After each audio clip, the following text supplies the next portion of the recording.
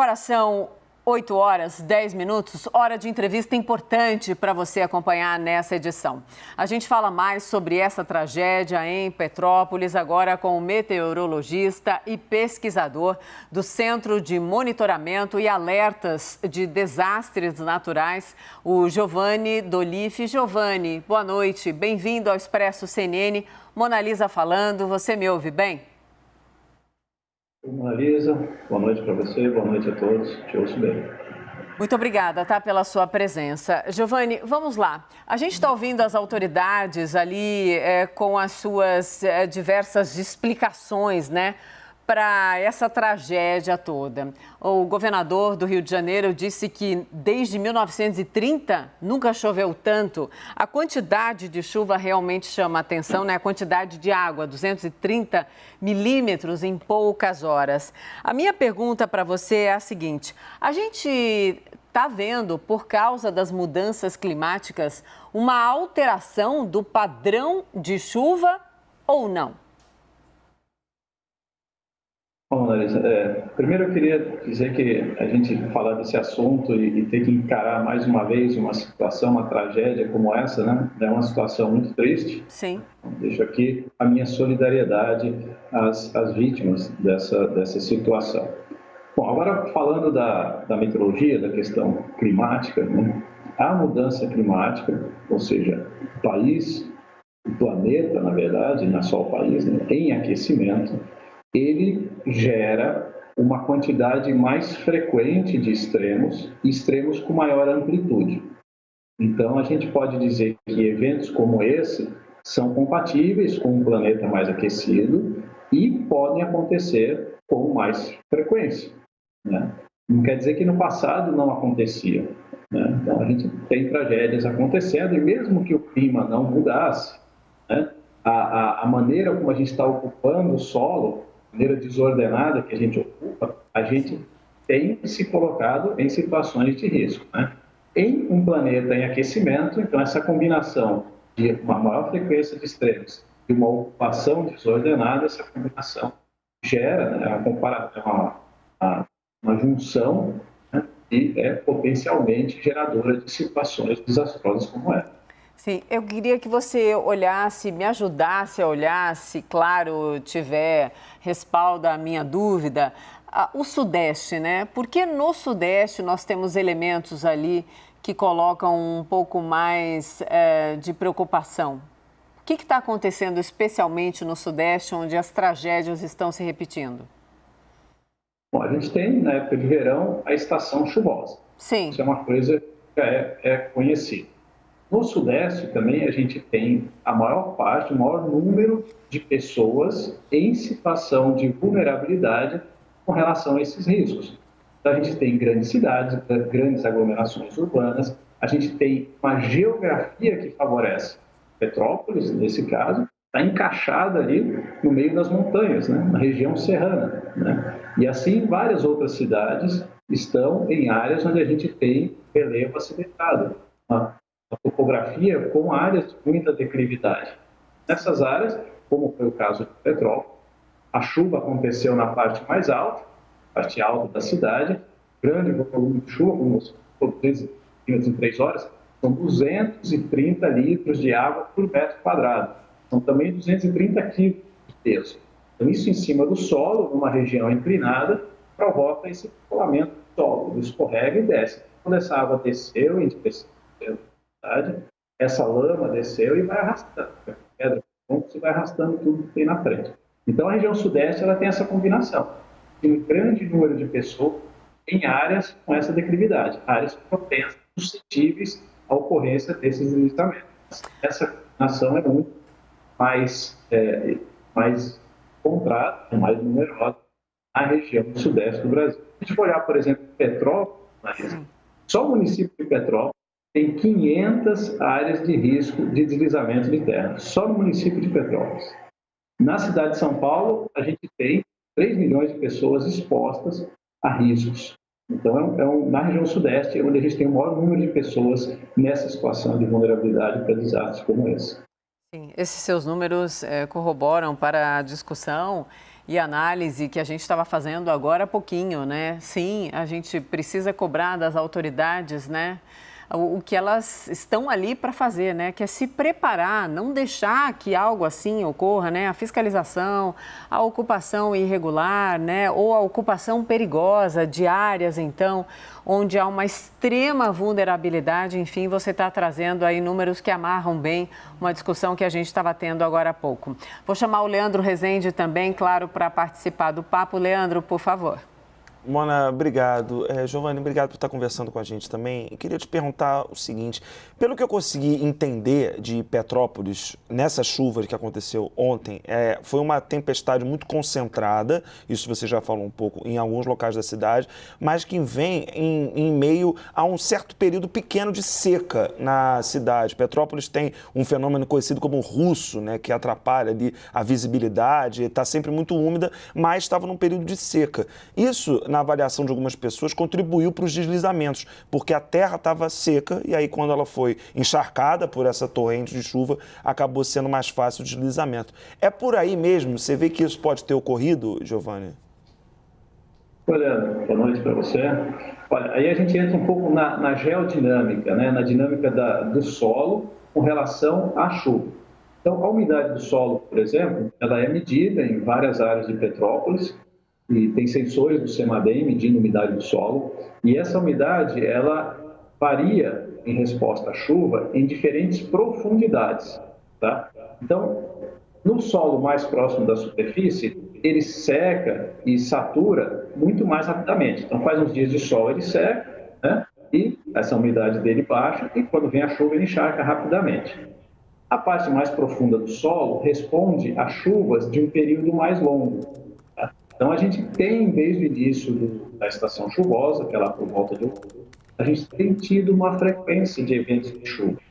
Então, esse solo mais profundo, né, ele tem estado com a umidade mais alta, mais encharcado. Alguns dias de sol, né, secaram só a parte superficial do solo, mas ele embaixo estava com bastante água, e aí quando veio essa chuva, encharcou em cima, esse peso todo, o solo não suportou e tem esse descolamento, né? Descolamento de cima das rochas, e também algumas delas acabam se desprendendo e descendo muito junto. Agora, é comum sim, Leandro, tem estudos que mostram isso, que muitos eventos de deslizamento de terra acontecem após um período de sol, um período mais seco. Aí vem essa chuva forte, então acontece o descolamento. Foi importante você trazer esse ponto, porque é assim, uma característica muito comum em eventos assim de deslizamento de terra. As imagens mostram bem isso, né, Leandro e Giovani? Quando a gente viu aquela enxurrada, aquilo era muito mais do que uma enxurrada, né? Aquela quantidade absurda de lama com água, levando tudo, levando ônibus, meu Deus do céu, levando carro grande, levando casas. As imagens são muito fortes. Tem uma sequência de imagens... Impressionante a energia, né? Exatamente isso. Não necessariamente essas, mas essa é a sua explicação, claro, baseada aí na pergunta do Leandro, se encaixa bem e a gente consegue entender o porquê daquela imagem absolutamente chocante. Giovani, Lorival Santana, o nosso outro analista, ainda bem que eu tenho analistas aqui ao meu lado todos os dias, também participa do papo. Lorival, boa noite, querido, bem-vindo. Boa noite. Eu cobri aquela tragédia de 2008 em Santa Catarina, no Vale do Itajaí.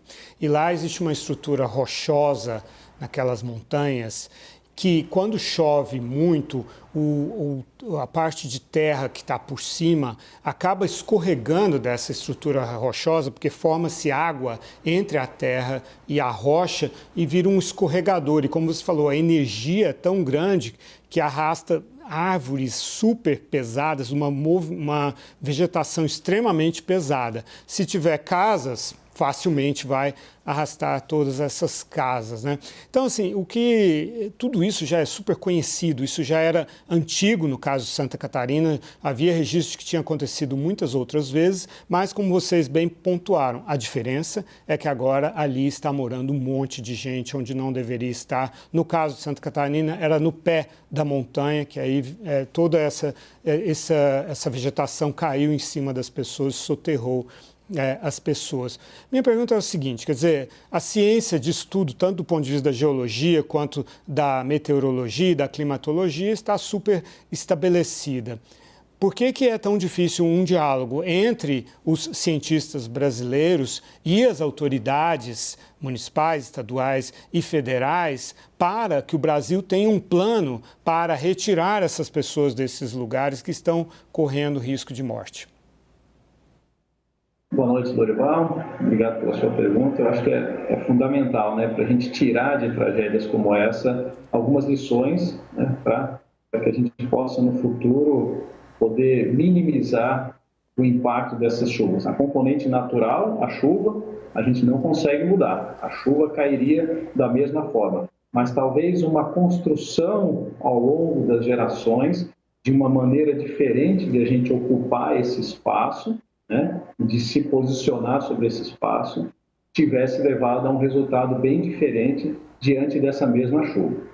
Aquele evento de Santa Catarina, e depois a gente, em 2008, e depois em 2010, a gente teve na região Nordeste também um evento de grande magnitude, que teve também uma comoção nacional.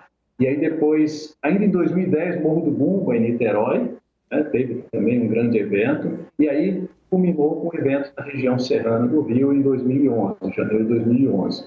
Após essa sequência de anos com grandes desastres, foram anos em que a gente teve também muita chuva, foi criado, então, o CEMADEM, o Centro Nacional de Monitoramento e Alerta de Desastres Naturais, onde eu trabalho, né, onde eu sou pesquisador, e a criação desse centro trouxe não só pessoas, né, mentes, né, especialistas, pesquisadores, trouxe também a construção, o estabelecimento de uma rede de sensores pelo país, medindo vários parâmetros, o principal deles a chuva. Então, hoje a gente tem cerca de 3.000 sensores, né, em centenas de municípios no país, medindo a chuva.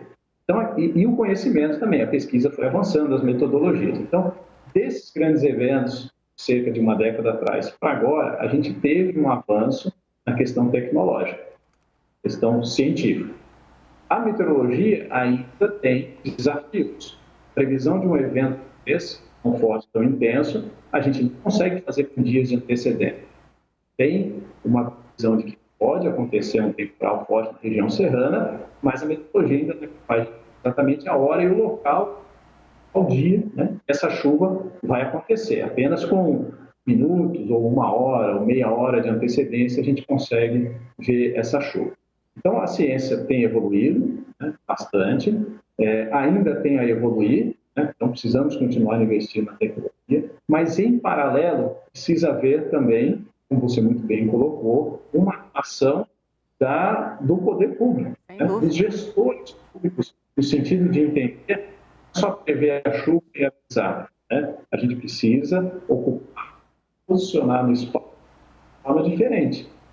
Precisa estudar, entender que tem áreas que não podem ser ocupadas, né? Então, estabelecer políticas para a desocupação dessas áreas é uma questão complexa. Porque a maneira como a gente ocupa hoje as cidades é resultado de gerações, né? Petrópolis não surgiu no ano passado, no governo passado, né? Petrópolis tem séculos que está ali sendo ocupada, né? Então, isso é uma coisa que não muda do dia para a noite. E existe na política uma dificuldade muito grande, né, a meu ver, de a gente ter políticas de longo prazo. Passe de um governo para outro, de um prefeito para outro, né? Então, muda o prefeito, às vezes muda o partido do prefeito, deixa de lado algumas políticas e passa a adotar, a priorizar outras políticas. Mas essas políticas, e aí eu chego à resposta que você me perguntou, Lorival. Eu acho que precisa ter uma continuidade dessas.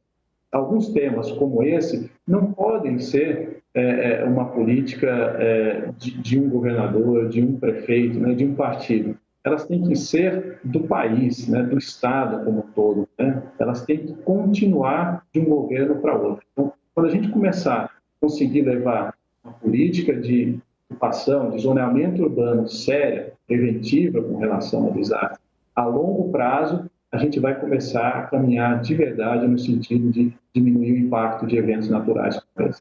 Sem dúvida, Giovani, sem dúvida.